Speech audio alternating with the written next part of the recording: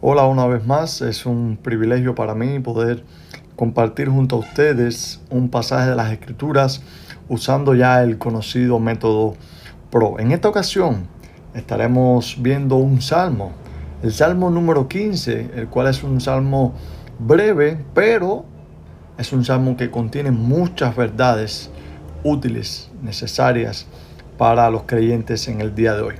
Y por eso, antes de comenzar a analizar el Salmo, quiero pedirle al Señor que nos ayude durante estos breves minutos. Vamos a orar.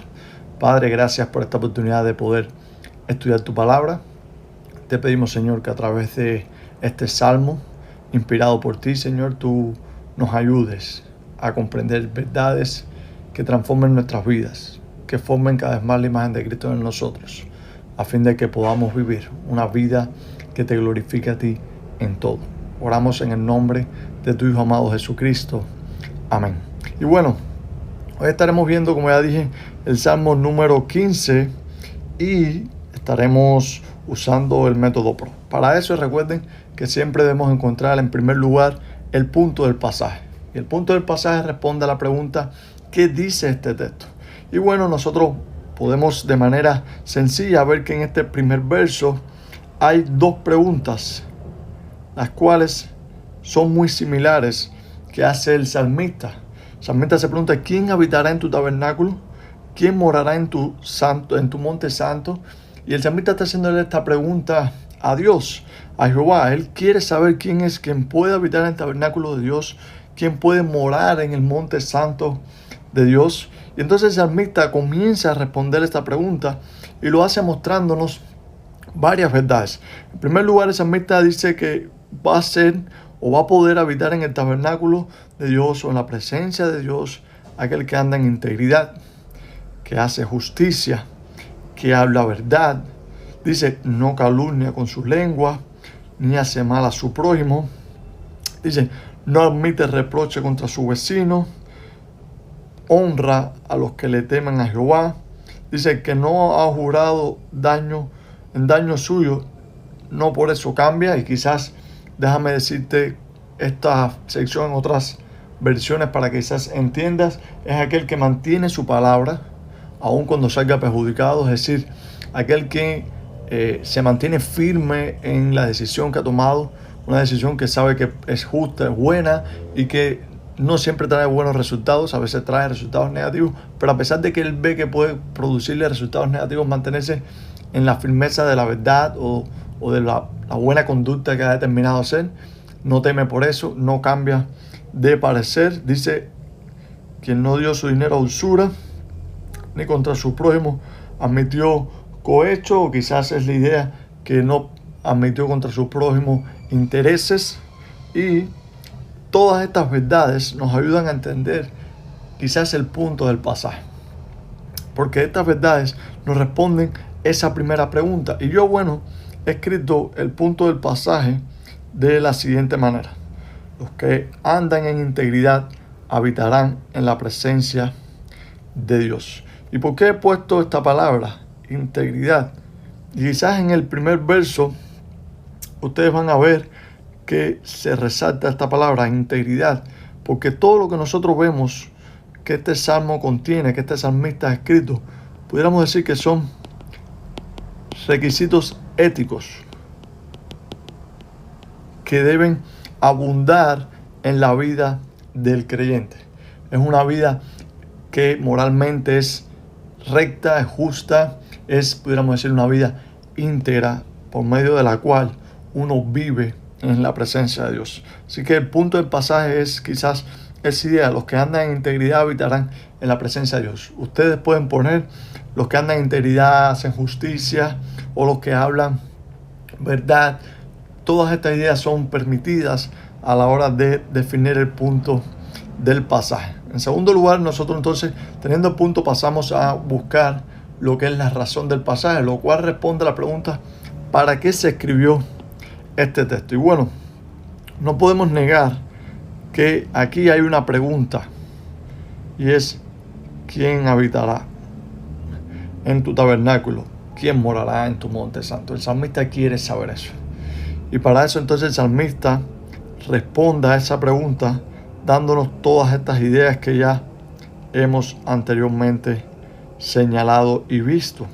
Son ideas que nos ayudan o nos enseñan a entender cómo debemos vivir o cómo deben ser nuestras vidas para poder estar en la presencia de Dios. Y yo he puesto la razón del pasaje de la siguiente manera: enseñarnos los requisitos para acercarse a la presencia de Dios.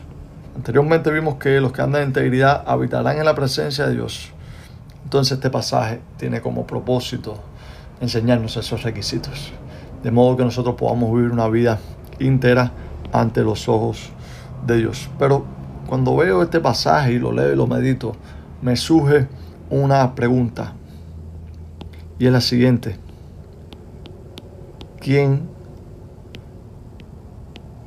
cumple siempre estos requisitos?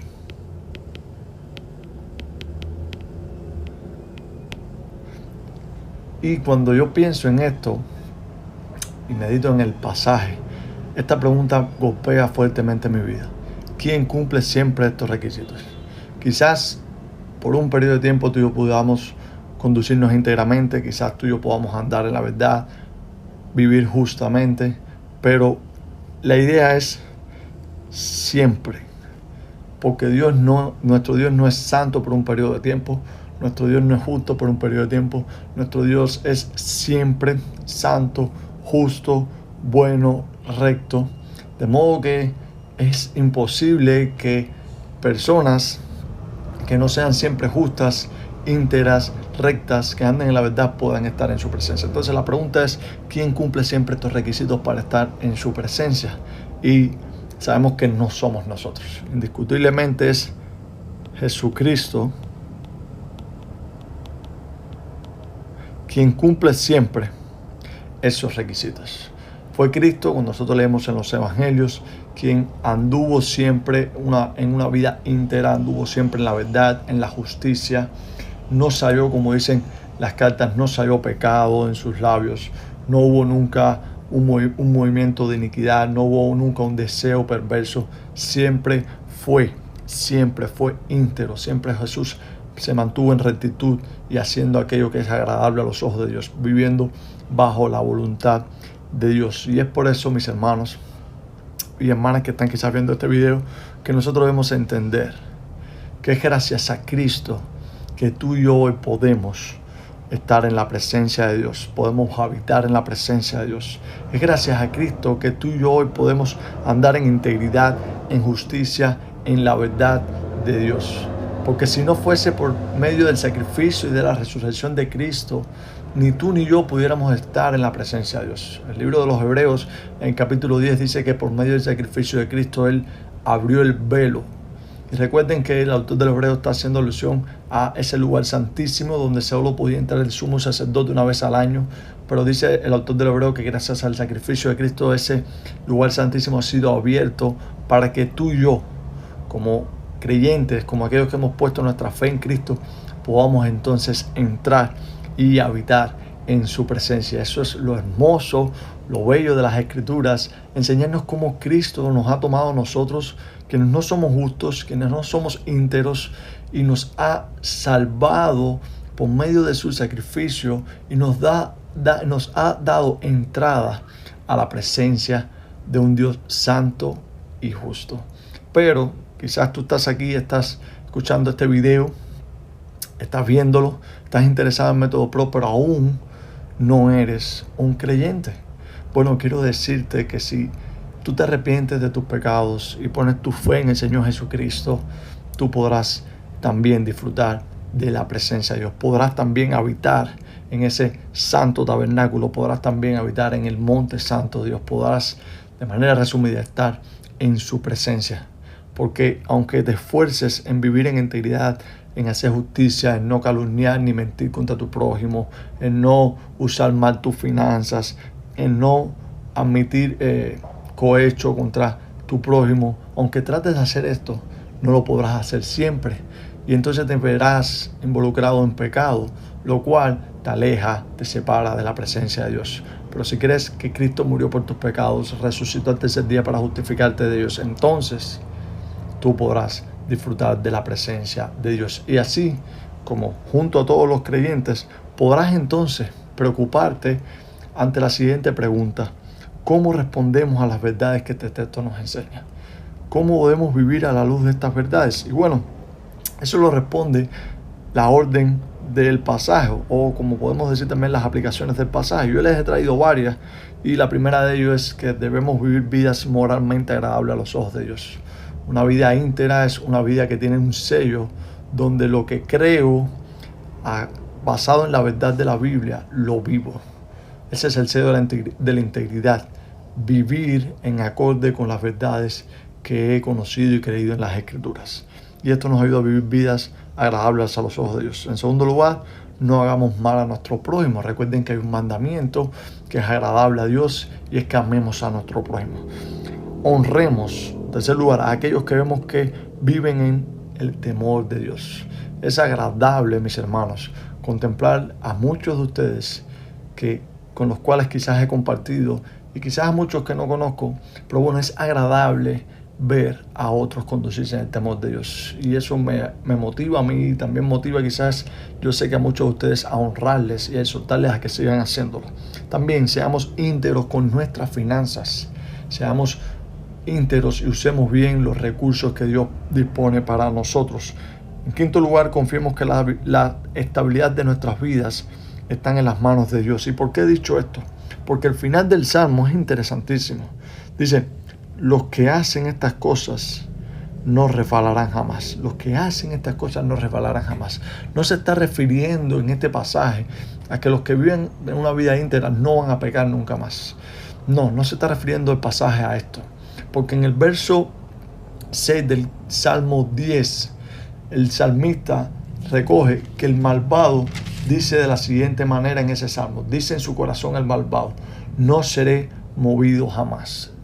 El pecador, aquel que no tema a Dios, que no cree en Dios, cree que él nunca será movido, que siempre estará en estabilidad, que nada malo le va a pasar. Sin embargo, el salmista en el Salmo 15 atribuye su estabilidad, atribuye el no resbalar jamás al poder de Dios preservándolo. Cuando él se ve en la presencia de Dios, se ve como alguien seguro, tranquilo, que no tiene problemas. Así que nuestra estabilidad en nuestra vida aquí en esta tierra está en las manos de Dios. Y en último lugar, he puesto: gracias a Cristo podemos entrar en la presencia de Dios y vivir vidas íntegras. Y he anotado el pasaje de Hebreos capítulo 10, desde el verso 19 hasta el verso 25.